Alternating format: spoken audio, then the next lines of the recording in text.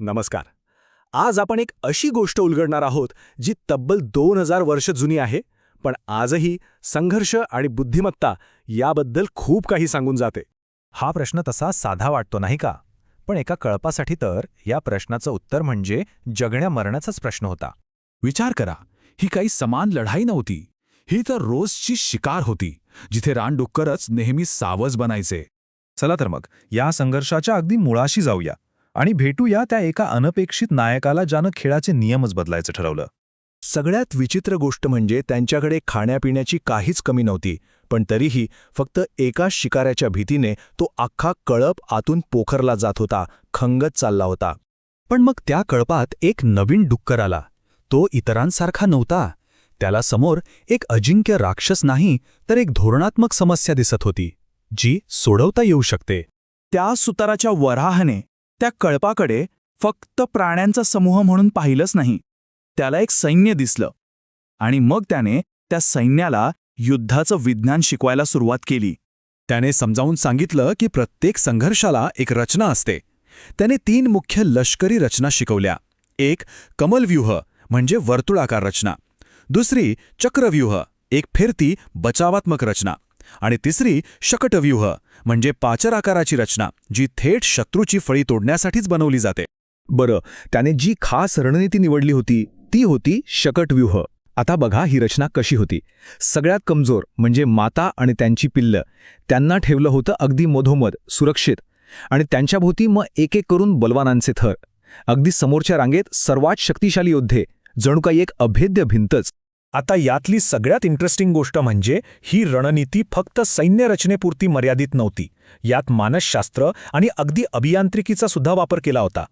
कल्पना करा, नेहमी पळून जाणारे डुक्कर आज जागेवरच थांबले होते. ते फक्त थांबले नाहीत, तर त्यांनी वाघालाच आव्हान दिलं. त्याच्या प्रत्येक हालचालीची नक्कल केली.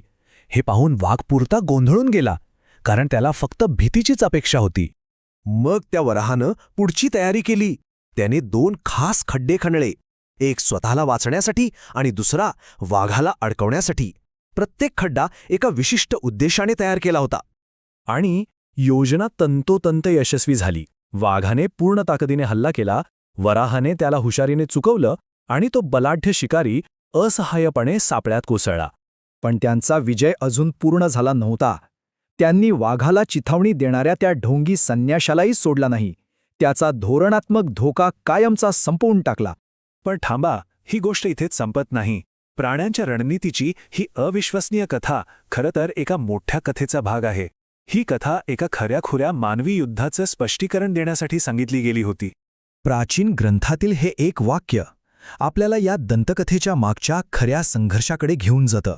झालं असं होतं की ही दंतकथा स्वतः भगवान बुद्धांनी सांगितली होती. कशासाठी?